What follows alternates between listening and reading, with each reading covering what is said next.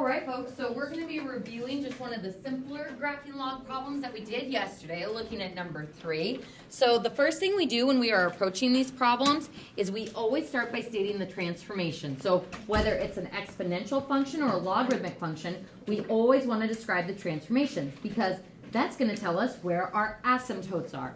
Exponential functions have a horizontal asymptote at 0.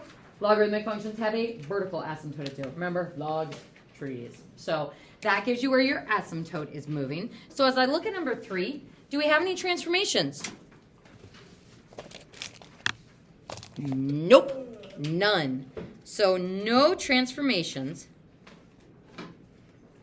So where's our asymptote? It is a vertical line at 0. So pew, pew, pew. X equals 0.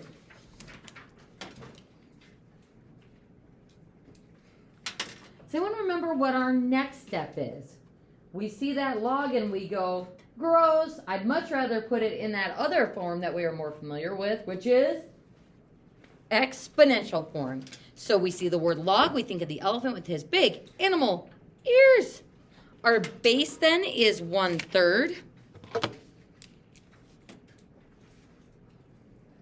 Our answer is x, and our exponent is y.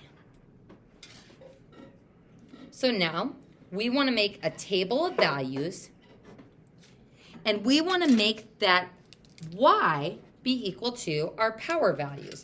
So since there's no other stuff with it, like those nasty fraction ones we did yesterday, we get to just straight up plug in -1, 0, and 1.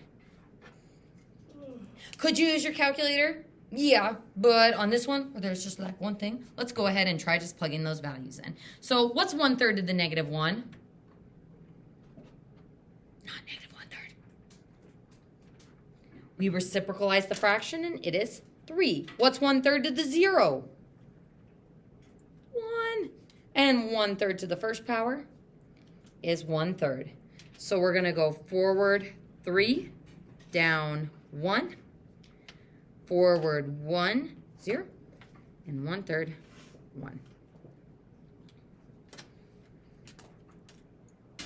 And then we're going to curve up towards the asymptote, and then curve outward going this way.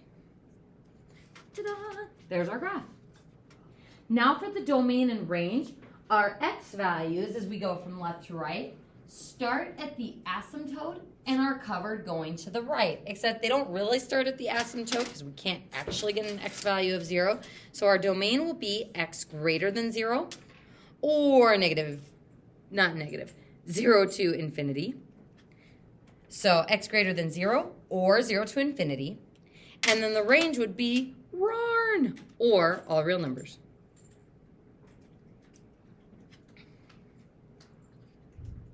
And there's our happy little review of graphing. So we state our transformations, we figure out where the asymptote is, then we try to get our power to be equal to -1, 0, and 1. If it's a log, you'll have to put it in exponential form first. Okay, at this point, we are ready to take our homework quiz.